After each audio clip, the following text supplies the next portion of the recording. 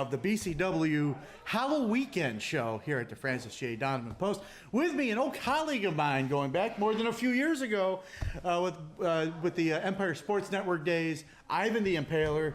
It's nice to see you again. Oh my goodness. We used to run each other in the hallways all the time and we'd talk wrestling. I know it. I miss those days. And I miss those days. If it wasn't for one of the Rodriguez kids, it might still be here right now. That little federal lawsuit against them. Lawsuits, money, books. Securities and Exchange Commission. Little things like stockholder fraud. But big event tonight, though. It was since the Buffalo Championship Wrestling relaunch. It's been our second show. I say ours like I'm running, but I just do the ring announcing and try to keep things moving. But really, a great event. A really good card from top to bottom with Rex Atkins going up against Pasquale. Old Giuseppe. I gotta be easy with that. A little bit of a Irish in him. Growing up, and he's in the intersection of Lovejoy and somewhere in South Buffalo. Good match. Dirty Rex goes over, and those guys had been tag team partners in the past, but they're pretty bitter enemies right now. That seems to happen with tag teams, though. It seems to happen. But Rex Atkins taking the victory in his first match of the night. Yeah, he did double duty, and maybe Rex bit off a little bit more than he can chew when he challenged Dave Jacobs for a match in the main event. We know Dave's story. Yes. Diagnosed with cancer, has beat that, runs a gym in Williamsville. Yep, and I will be having a special interview with Mr. Jacobs in the near future. But what a story that is! Yeah. I mean, just there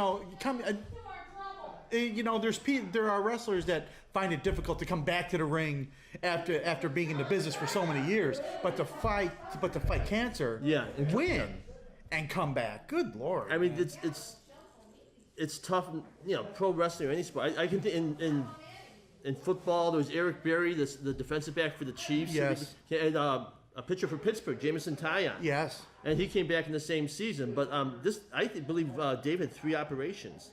Wow. I think 3 surgeries. I read his profile, right? But he was in great shape, and not just energy, but he was doing chain wrestling moves, arm drags and things like that. So he knows his way in the ring. I'll tell you what, and it was a great match. I mean, those two really put on a good show. And how many matches does Rex wrestle in a day? I don't know. For all I know, he's going back to Canada and doing something later tonight. For all I know. Oh my God. A late match. he wrestles. Rex is like wrestling 3 times a weekend, and he's good. I mean, he's good at what he does. He's very good. By the way, Rex, next time. Killer Steve's and Killer Instinct. Interesting match there. The Battle of the Killers. Yeah. Steve Cruz was angry that they were wrestling another team with the Killer in their name, so maybe they should have fought for the rights to use the Killer name. But yeah, the Steves are veterans of BCW. Steve Cruz, the former BCW TV champion in his own right. Right. Killer Instinct, a lot of energy there, and for a while they were dominating the Steves, but Killer Instinct finally succumbed to the veteran experience. I was gonna say, the Killer Steves have been around the block more than once, twice, 3 times. I'd say conservatively, I'm looking to our prompter off camera. The Killer Steves have been together in some way for at least 10 years, I would say. Yeah. Easily tagging together. Yeah. One of them gave me a hug, and the other one rubbed my head. So during our interview, which okay.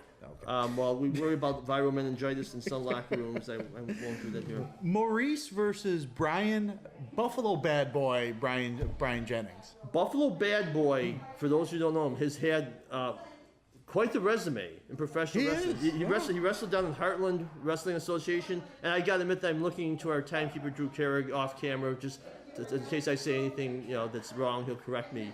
I have a master's in history, so I know. Okay. Masters in history. A master's in history, which means he knows about pro wrestling, ladies and gentlemen. Yeah.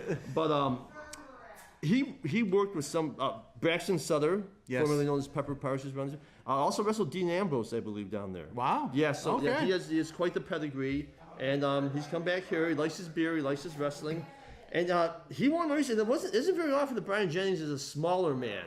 No.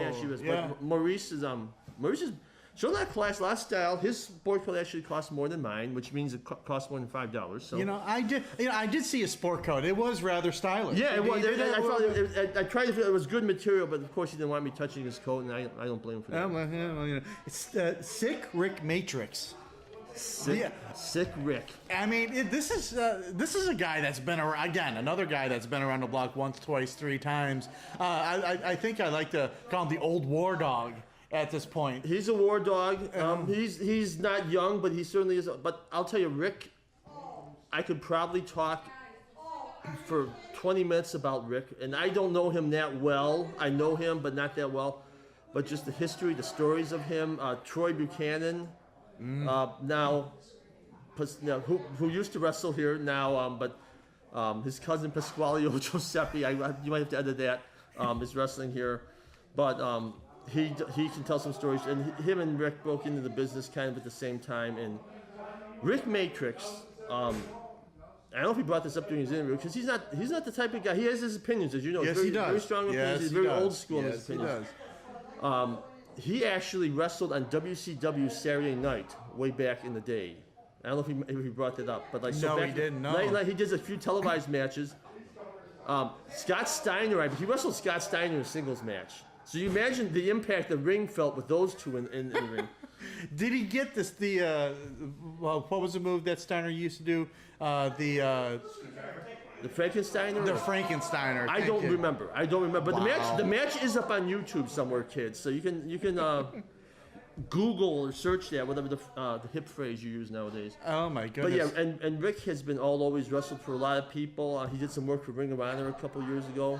And he has a long story of Buffalo Championship Wrestling, obviously a former champion. He's helped train wrestlers. Yep.